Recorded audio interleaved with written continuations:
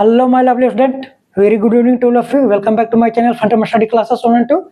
I hope आप लोग अच्छे होंगे, मस्त होंगे, बिंदास होंगे, आप लोग की बेहतर पढ़ाई लिखाई चल रही होगी। सो स्टूडेंट, हम लोग ने पिछले लेक्चर में क्लास 11th का चैप्टर फर्स्ट स्टार्ट किए थे। पहला लेक्चर हमारा था some basic concept of chemistry. जो स्टूडेंट मेरे चैनल पर नए हैं, कृपया करके मेरे चैनल को सब्सक्राइब करिए, जाइए मेरे चैनल पे फंडामेंटल स्टडी क्लासेस 1 and 2 पे और पहला लेक्चर देखिए, आप लोग बेहतर तरीके से समझ में आएगा। तो स्टूडेंट, हम लोग चलते हैं। जो हम लोग पहला लेक्चर था उसमें हम लोग देखे थे केमिस्ट्री के बारे में। उसमें देखे थे फादर ऑफ केमिस्ट्री लेवोजियर साहब थे, इंडियन फादर ऑफ केमिस्ट्री जो आपका पीसी रे प्रफुल्ल चंद्र रे थे।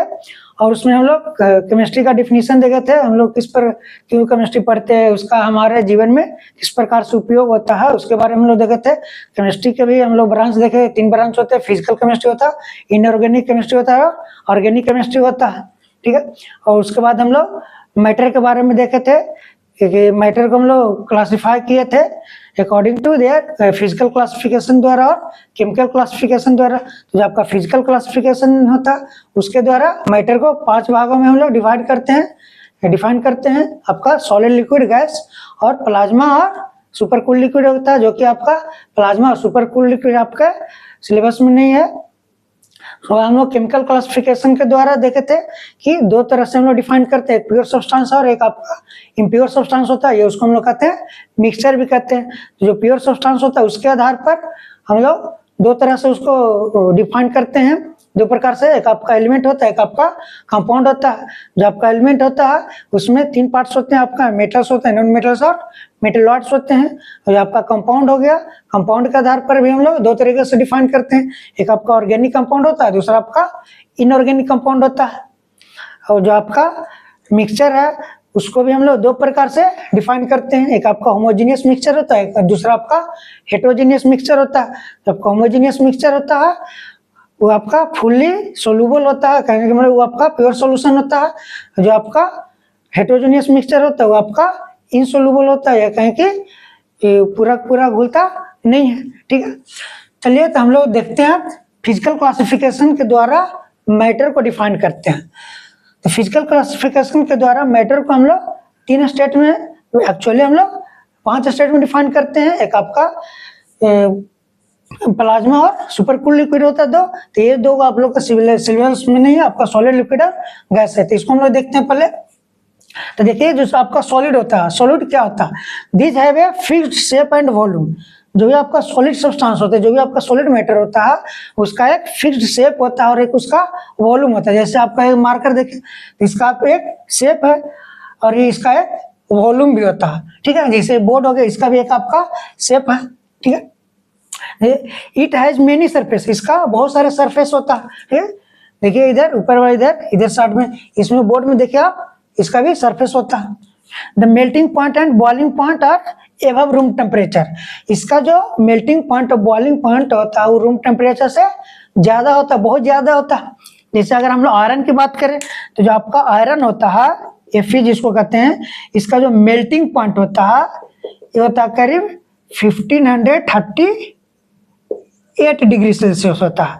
और इसका जो बॉइलिंग पॉइंट होता है कि बीपी बॉइलिंग पॉइंट इसका लगभग होता है आपका 2861 डिग्री सेल्सियस होता है। इतना ज्यादा होता है बॉइलिंग पॉइंट Fe का। देखिए कितना होता है, अधिक होता है। रूम टेम्परेचर आपका 25 डिग्री सेल्सियस होता है, तो इससे बहुत ज्यादा अधिक होता है सॉलिड का बॉइलिंग पॉइंट और मेल्टिंग पॉइंट होता है।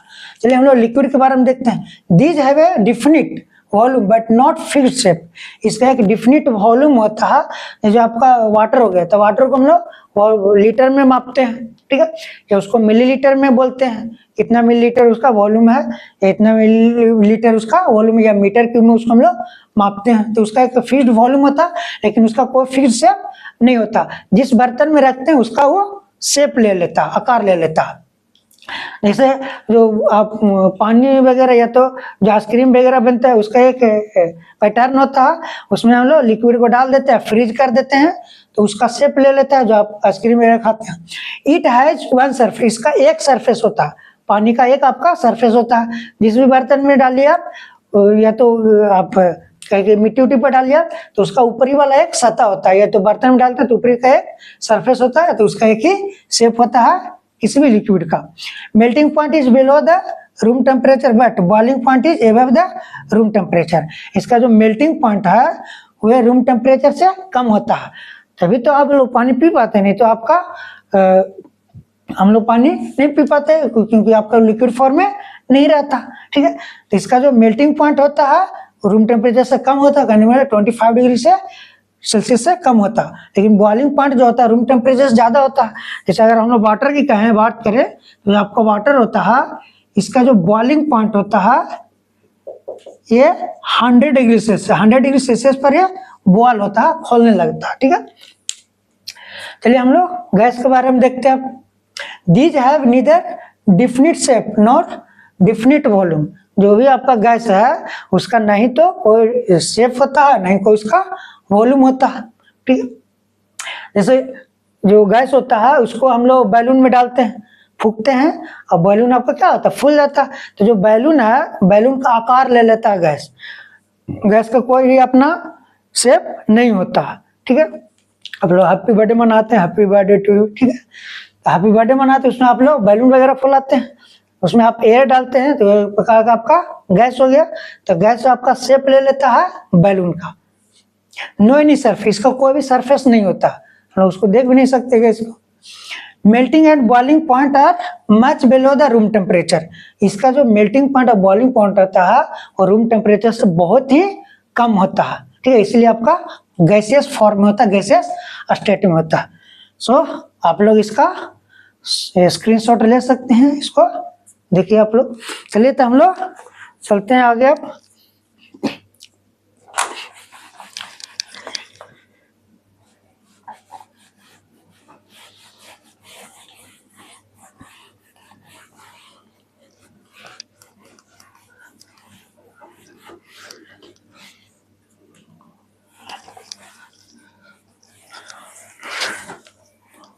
अगला हम लोग देखते हैं cycle diagram of phase changes, मतलब चेंज ऑफ स्टेट करने का मतलब कि solid to liquid, liquid to gas, gas to solid, या सॉलिड टू डायरेक्टली गैस। किस प्रकार से आपका बदलता है उसको हम लोग क्या कहते हैं, उसको किस प्रकार से डिफाइन करते हैं, बहुत ही बेहतर तरीके से आप लोग को समझ में आएगा यहाँ पर। आपका साइकिल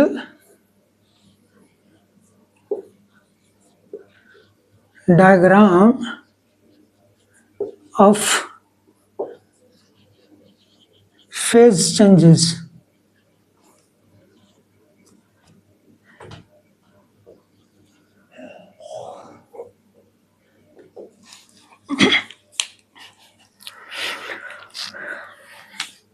देखिए पहला सॉलिड से लिक्विड में बदलता, सॉलिड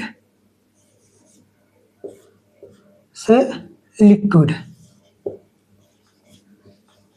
अब सॉलिड से लिक्विड में बदलेगा तो उसके लिए हम लोग को क्या जरूरत पड़ेगा, हीट की जरूरत पड़ेगा। ठीक है, ये आपका सॉलिड है, इसको हम लोग गर्म करेंगे, बहुत ज्यादा तापमान देंगे, बहुत ज्यादा टेम्परेचर देंगे तो आपका लिक्विड में बदलेगा। इसके लिए हमको हीट देना पड़ेगा। अब सॉलिड से लिक्विड में बदलता है, उसको प्रोसेस को क्या कहते हैं, उस प्रोसेस को क्या कहते हैं, इस प्रोसेस को हम लोग फ्यूजन कहते हैं। इसको हम लोग कहते हैं फ्यूजन, या इसको हम लोग कहते हैं मेल्टिंग कहते हैं। जैसे हो गया आपका आइस, तो आइस को जब हम लोग हीट करते हैं, इसमें हीट देते हैं तो आपका किस में बदल जाता है, लिक्विड में बदल जाता है। इसको हम इस प्रकार से डिफाइन कर सकते हैं कि when solid changes to liquid on heating is called fusion. बहुत ही बेहतर तरीके से आप लोग को समझ में आएगा। इसमें एग्जांपल दे सकते हैं आप लोग। आइस, जब आइस को हम लोग रूम टेम्परेचर में लाते हैं, 25 डिग्री सेल्सियस में लाते हैं, तो आपका पिघल करके पानी बन जाता है। दूसरा आपका लिक्विड चेंजेस टू गैस। अब लिक्विड गैस में कब बदलेगा, जब उसको हम लोग हीट देंगे, तो जब हीट देते हैं तो लिक्विड आपका गैस में बदल जाता है। इस प्रोसेस को हम लोग कहते हैं एवोपोरेशन। इसको हम लोग कहते हैं एवोपोरेशन या वेपराइजेशन भी कहते हैं, और आपका वेपराइजेशन।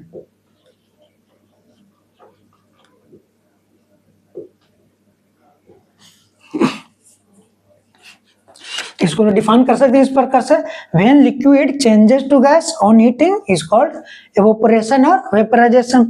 जैसे आप लोग देखे होंगे खाना वाना बनता है तो कढ़ाई वगैरह जो होता है उसमें कुछ पानी जो बच जाता है, जब उसको गैस पे चढ़ाते हैं तो कुछ जो पानी बच जाता है आपका वेपर भी बदल जाता है, खत्म हो जाता, देखेंगे वहाँ पर खत्म हो जाता पानी। ठीक है, तो पानी जो हम लोग गर्म करते बहुत ज्यादा देर तक आपका वेपर में बदल जाता है, तो इस प्रोसेस को हम लोग एवोपोरेशन कहते हैं या वेपराइजेशन कहते हैं। अब गैस से लिक्विड में बदलता है। अब गैस से लिक्विड में बदलेगा तो इसके लिए हम लोग को टेम्परेचर कम करना पड़ेगा, करने के मतलब कूल करना पड़ेगा, ठंडा करना पड़ेगा।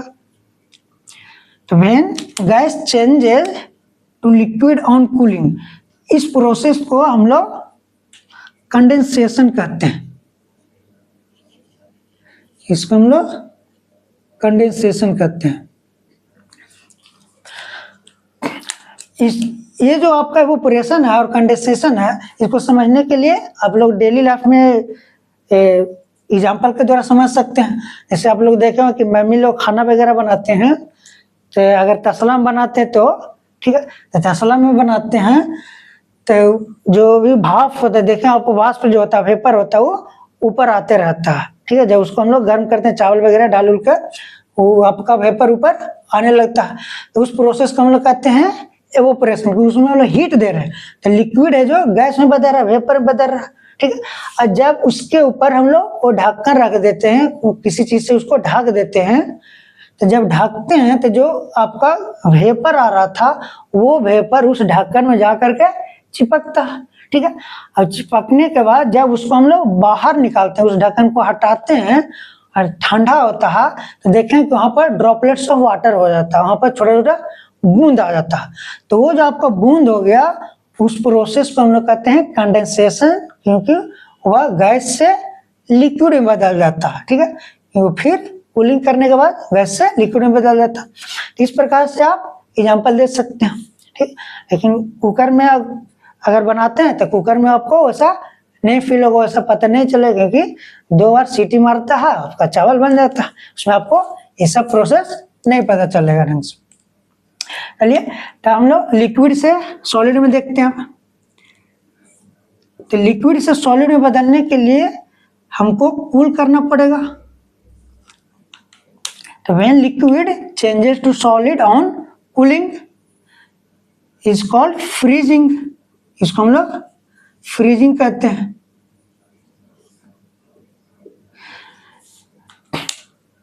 जैसे जो आप लोग आइसक्रीम खाते हैं, ठीक है, आइसक्रीम किस प्रकार से बनता है?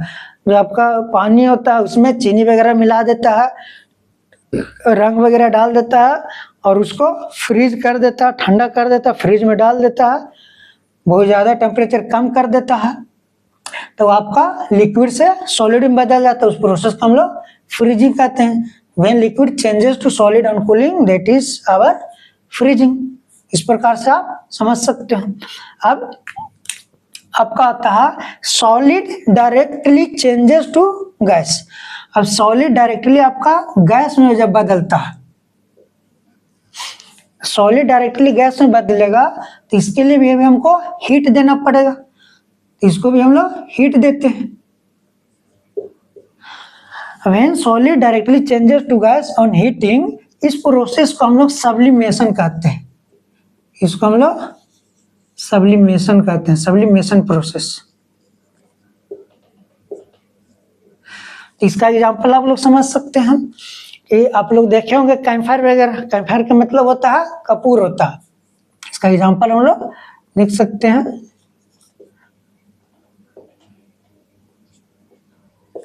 कैम्फर। ये आपका कपूर होता है, इसका फॉर्मूला होता है C10H60 होता है। तो जब आप लोग कैम्फर लाते हैं बाजार से और उसको जब खोल के छोड़ देते हैं तो एक दिन बाद आप देखिएगा कि जो कैम्फर है वो पतला हो जाता है, तो आपका सॉलिड फॉर्म में रहता है और फिर वो गैस में बदलने लगता है। और 2 दिन के बाद देखिएगा तो 2 दिन के बाद वहां पर आपको दिखेगा नहीं कैम्फर, ठीक है, जादू हो गया, है ना। तो ये प्रोसेस हो गया, ये आपका एग्जाम्पल हो गया सब्लिमेशन का। और भी इसका एग्जाम्पल देख सकते हैं, जैसे आपका नेपथिलीन बॉल, नेपथिलीन बॉल्स,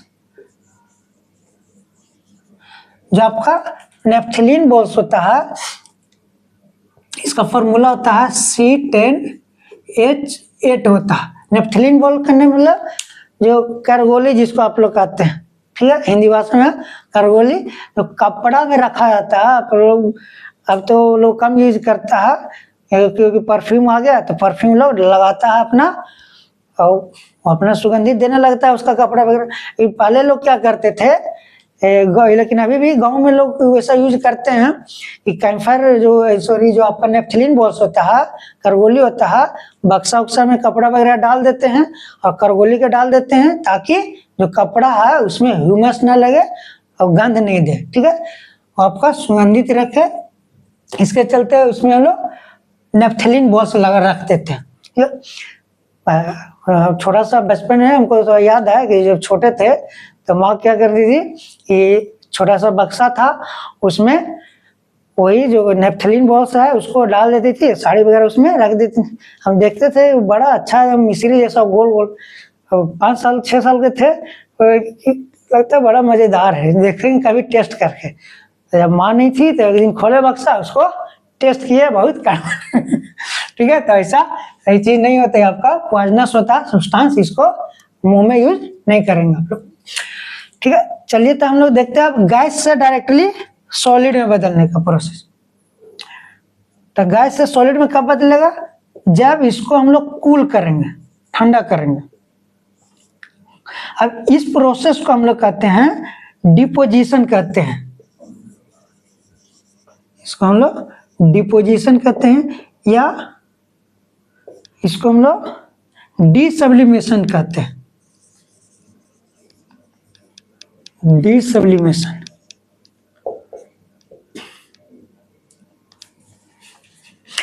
तो जो आपका गैस होता है डायरेक्टली सॉलिड में बदल जाता है, इसको हम लोग डिपोजिशन या डीसब्लिमेशन कहते हैं।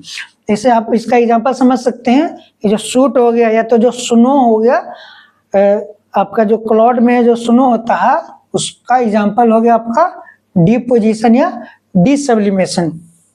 या तो जो आपका धुआं निकलता है, जो स्मोक निकलता है, उसके ऊपर में आप ढक्कन वगैरह कुछ रख दीजिए, कुछ मेटल वगैरह रख दीजिए, और मेटल रखिएगा तो उसमें जा करके चिपक जाता है जो धुआं वगैरह, तो वो आपका सॉलिड में बदल जाता है, क्योंकि वो आपका गैस जा रहा है, गैस उसके ऊपर हम लोग परत रख दिए तो वहां पर जा करके जम जाता है काला सा, तो हो जाए आपका डिपोजिशन प्रोसेस के द्वारा होता है, या कहें कि डीसब्लिमेशन प्रोसेस के द्वारा होता है।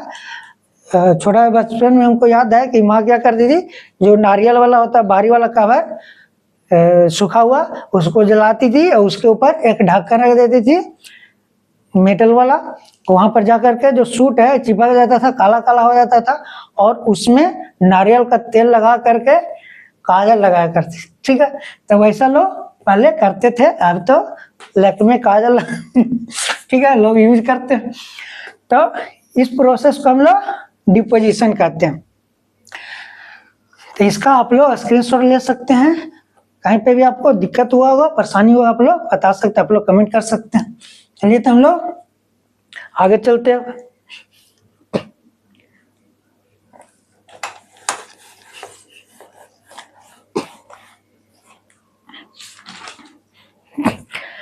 अब हम लोग देखते हैं केमिकल क्लासिफिकेशन के द्वारा मैटर को डिफाइन करते हैं।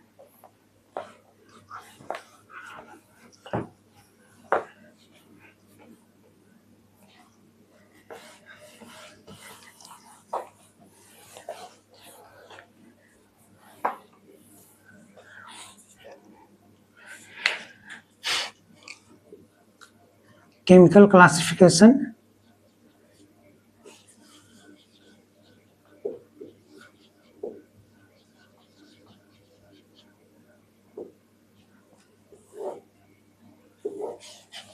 तो जो आपका केमिकल क्लासिफिकेशन है इसको हम डिफाइन कर देते हैं। It is based upon chemical properties of matter. ये मैटर के केमिकल प्रॉपर्टीज के ऊपर बेस्ड होता है, ठीक है। इसको हम लोग और भी डिफाइन कर सकते हैं कि according to this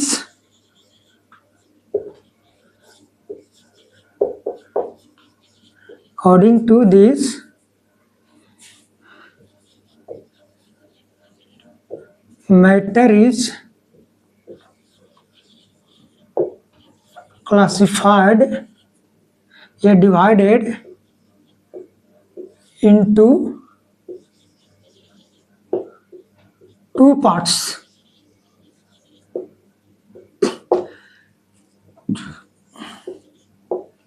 First is our pure substance, second is our impure substance, or we can say mixture. ये आपका फर्स्ट पार्ट है आपका pure substance,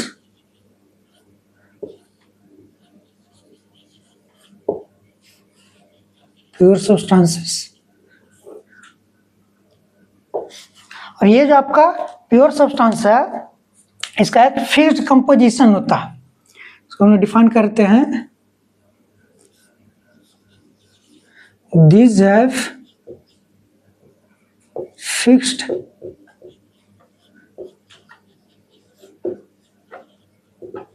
composition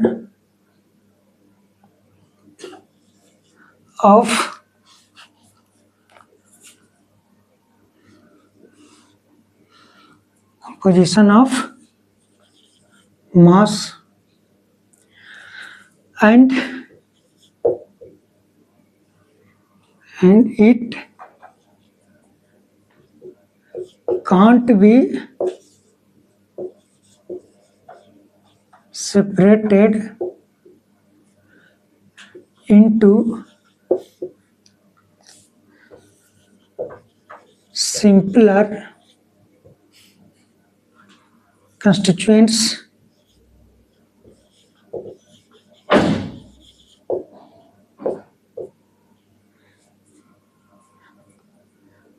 by physical method।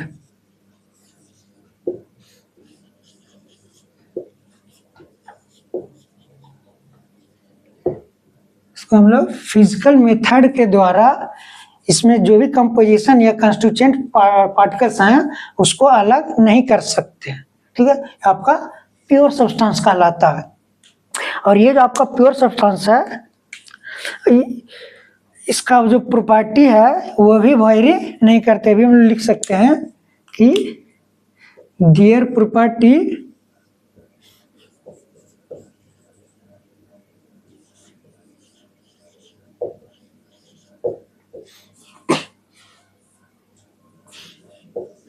ये प्रॉपर्टीज डू नॉट वेरी, इसका प्रॉपर्टी वेरी नहीं करता। Further it is divided into two parts हैं। Further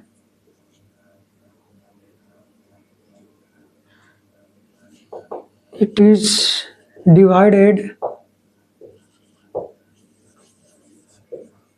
into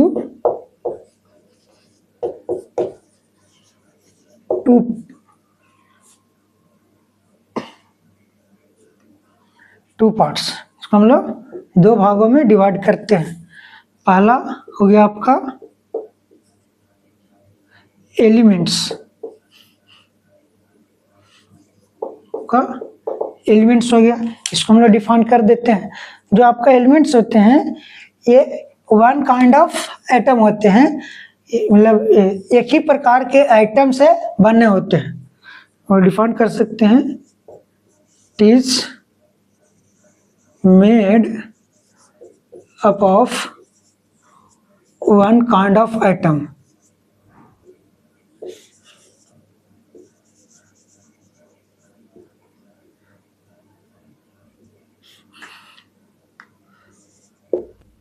one kind of atom. Example हम लोग देख सकते हैं, जैसे हो गया आपका सल्फर हो गया, सोडियम हो गया, फास्फोरस हो गया, ऑक्सीजन हो गया, नाइट्रोजन हो गया, हीलियम हो गया। ठीक है, तो ये सब जो हो गया आपका, कैल्शियम हो गया, सीजियम हो गया, ठीक है, जिंक हो गया, ईटीसी। तो ये आपका एक ही प्रकार के आइटम होते हैं, मैं इसे बने होते हैं, इसको कहते हैं हम लोग एलिमेंट कहते हैं। दूसरा आपका कंपाउंड्स है। एलिमेंट जो है, एलिमेंट भी आपका 3 भागों में बांटा गया है, हम लोग देख लेते हैं। इट इज डिवाइडेड इनटू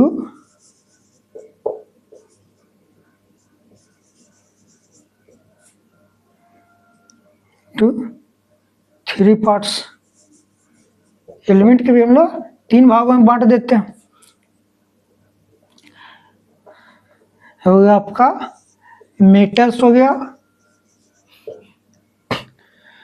हो गया आपका नॉन मेटल्स हो गया, तीसरा हो गया आपका मेटलॉइड्स।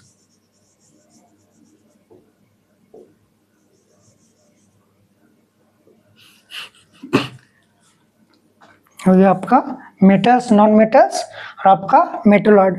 एग्जांपल देख सकते हैं, मेटल हो गया आपका सोडियम हो गया, कैल्शियम हो गया, मैग्नीशियम, ये सब आयरन सब हो गया आपका मेटल्स हो गया।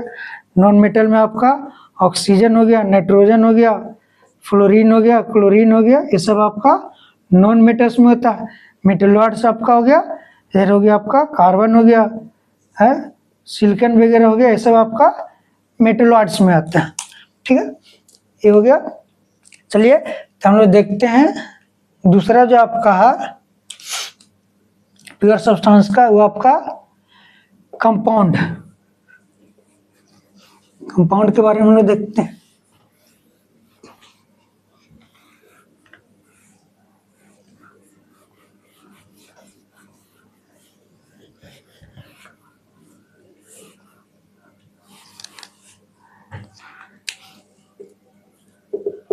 कंपाउंड्स, जो आपका कंपाउंड्स होता है, ये 2 या 2 से अधिक आइटम से मिल करके बने होते हैं। इसको हम डिफाइन कर सकते हैं।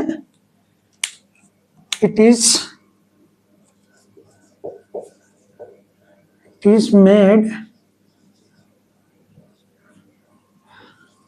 Up of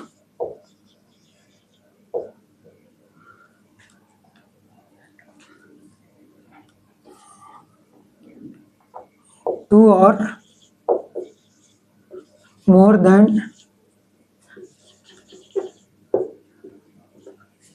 two atoms, or it is formed by the combination of 2 or more than 2 atoms, हम लोग कंपाउंड्स कहते हैं। जो आपका कंपाउंड्स होता है, इसका एक फिक्स्ड रेशियो होता है।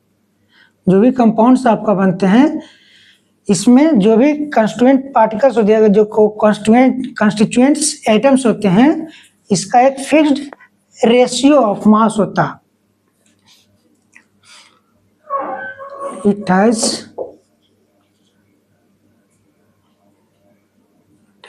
ए डिफिनिट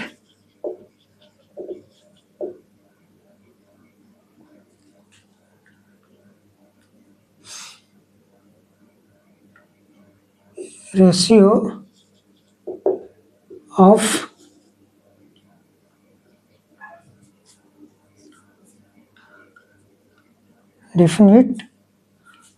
of mass composition।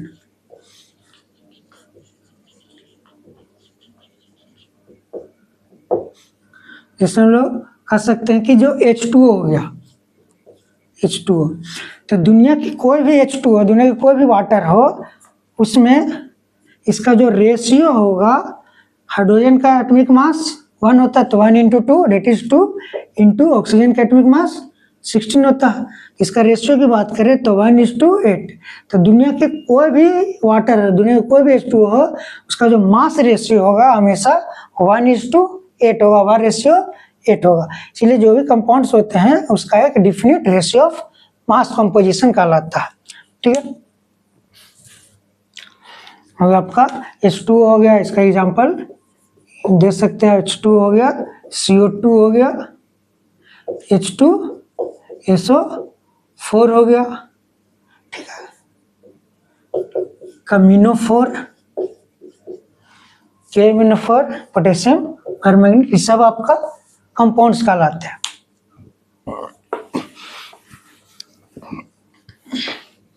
ये तो हम लोग आगे देखते हैं।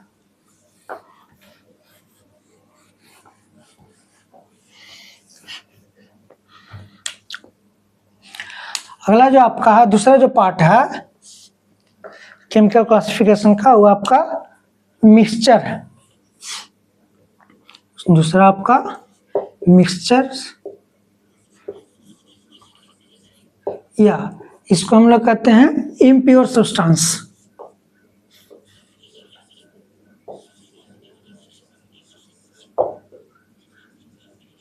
इसको कहते हैं इम्प्योर सब्सटेंस।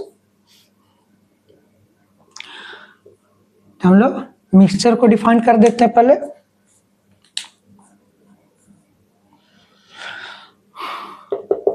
ये जो आपका मिक्सचर बनता है, ये 2 या 2 से अधिक प्योर सब्सटेंस को मिला करके या प्योर कंपाउंड्स को मिला करके बनता है। ठीक है, इसको हम लोग डिफाइन कर सकते हैं इस प्रकार से। It is formed by the combination of 2 or more than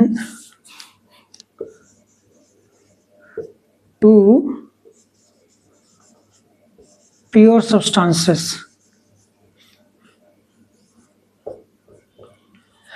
ये आपका 2 या 2 से अधिक सब्सटेंस मिल करके आपका फॉर्म होता है।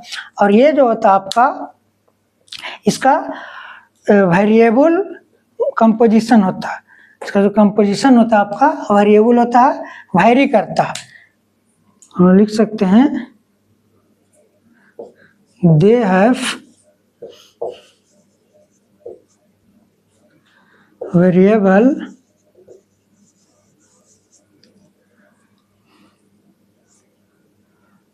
composition of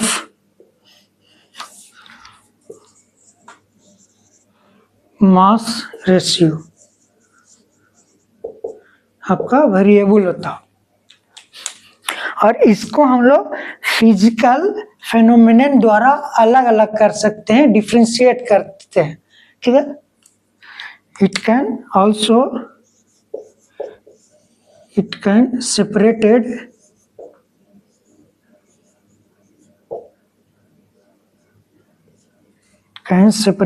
by physical phenomenon या physical method, by physical method।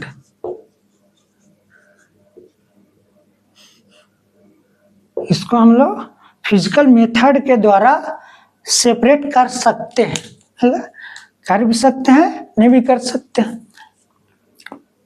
देखिए, तो जो आपका मिक्सचर होता है ये 2 पार्ट्स में डिफाइन होता है, जिसको डिफ्रेंशिएट करते हैं। It is divided into 2 parts। It has 2 branches। First one is homogeneous mixture। Homogeneous mixture। तो ये जो आपका होमोजीनियस मिक्सचर है, होमोजीनियस मिक्सचर को हम लोग सॉल्यूशन भी कहते हैं। होमोजीनियस मिक्सचर को हम लोग सॉल्यूशन भी कह देते हैं। हाँ, सॉल्यूशन भी कहा जाता है इसको। तो इसको हम लोग डिफाइन कर सकते हैं। ये जो आपका होमोजीनियस मिक्सचर होता है, ये थ्रू आउट द मिक्सचर, पूरे मिक्सचर में हमेशा एक फिक्स्ड कंपोजिशन होता है इसका, होमोजीनियस मिक्सचर का। जो आपका हेट्रोजीनियस होता है उसमें फिक्स्ड कंपोजिशन नहीं होता। इसको हम लोग इस प्रकार से डिफाइन कर सकते हैं कि these have सेम, या तो फिक्स्ड का है, same composition of mass ratio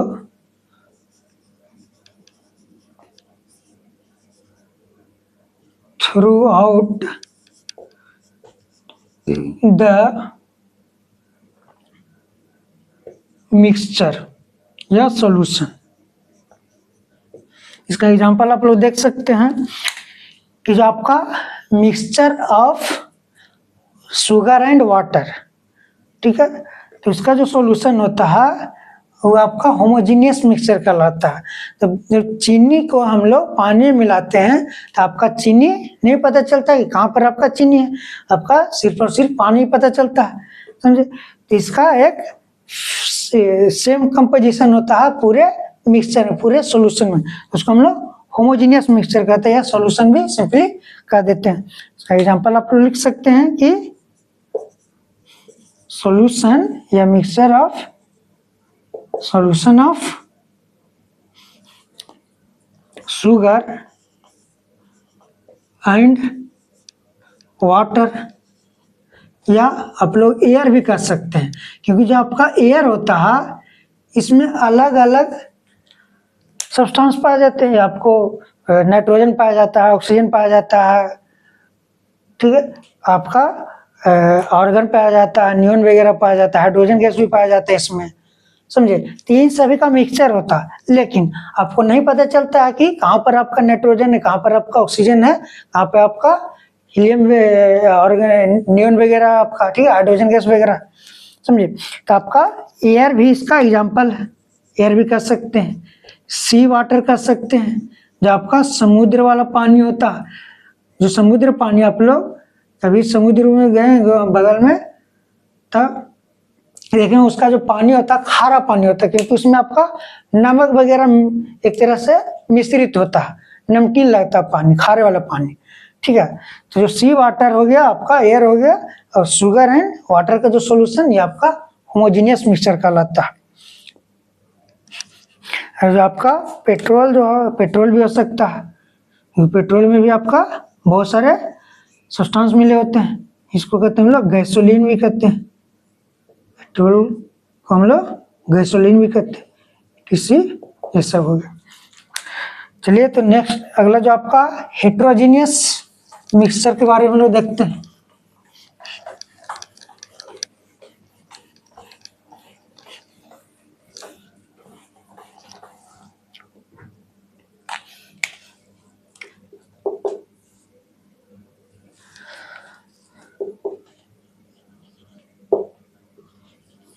heterogeneous mixture,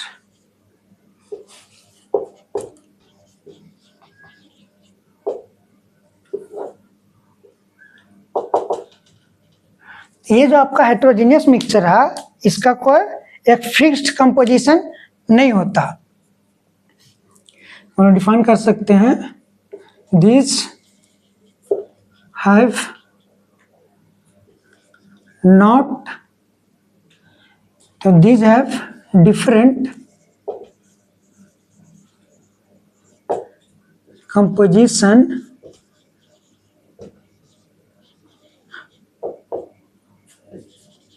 in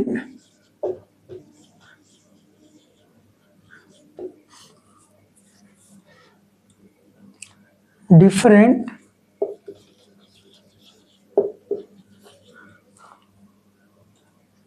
parts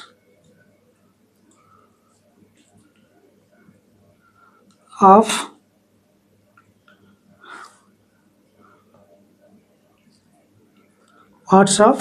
mixture. These have different composition, different parts of mixture. अलग अलग मिक्सचर में अलग अलग इसका कंपोजिशन होता है, ठीक है। और इसका यूनिफॉर्मली डिस्ट्रीब्यूट नहीं होता। जो भी इसका मिक्सचर बनता है, जो भी इसका कंपोनेंट्स होते हैं कि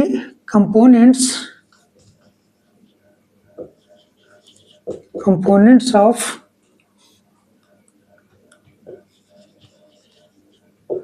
these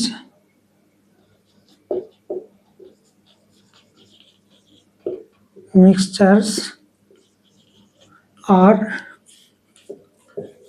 not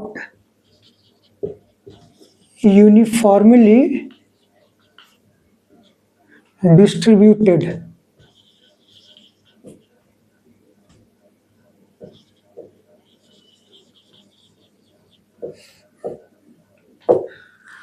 ये आपका यूनिफॉर्मली डिस्ट्रीब्यूट नहीं होता। जैसे हम लोग इसका एग्जांपल देख सकते हैं कि सैंड एंड वाटर। जब हम लोग सैंड को वाटर में डालते हैं, देखें जो सैंड है नीचे जाकर के प्रेसिपिटेट और नीचे जाकर के बढ़ जाता है, ऊपर आपका पानी दिखता है। उसको हम लोग इजीली सेपरेट कर सकते हैं, उसको इजीली हम लोग हटा सकते हैं। तो इसको हम लोग लिख सकते हैं कि it can easily separated by physical method.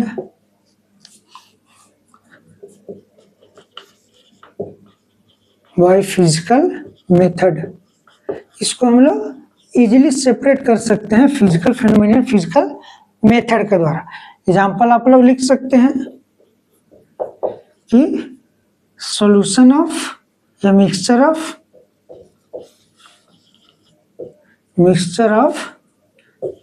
sand and water. Sand and water का जो मिक्सचर होता है ये आपका हेट्रोजीनियस मिक्सचर कहलाता है, ठीक है। तो स्टूडेंट ये आपका आज का सेकंड लेक्चर रहा। कहीं पे भी आप लोग को दिक्कत हुई, कहीं पे भी आप लोग को परेशानी हुई है, आप लोग कमेंट कर सकते हैं। और ज़्यादा से ज़्यादा आप लोग अपने दोस्तों के साथ शेयर कर दीजिए, क्योंकि अभी स्टार्ट हुआ है। अभी से आप लोग देखेंगे तो आप लोग को बेहतर तरीके से समझ में आएगा। तो बच्चों हम लोग जाते जाते थोड़ा एक मोटिवेट आप लोग को कर देते हैं कि ये मेरा लाल वाला डायरी है, इसमें बहुत कुछ। हाथों से फिसलती हुई जवानी देखी है, हाथों से फिसलती हुई जवानी देखी है, मोहब्बत की हर अधूरी कहानी देखी है। घर से भागना तो संभल कर भागना दोस्त, घर से भागना तो संभल कर भागना दोस्त, हमने कटघरे में बदलती हुई रानी देखी। तो आप लोग मोह माया में मत रहिए, पढ़ाई करते रहिए, मस्त रहिए, बिंदास रहिए, फनुकास्त रहिए और आगे बढ़ते रहिए, अपने मंजिल की ओर बढ़ते रहिए, प्राप्त करिए। तो स्टूडेंट हम लोग मिलते हैं, फिर कल मिलते हैं अगले लेक्चर में। तब तक के लिए stay safe, stay healthy, focus on study. Thanks for watching, have a good night.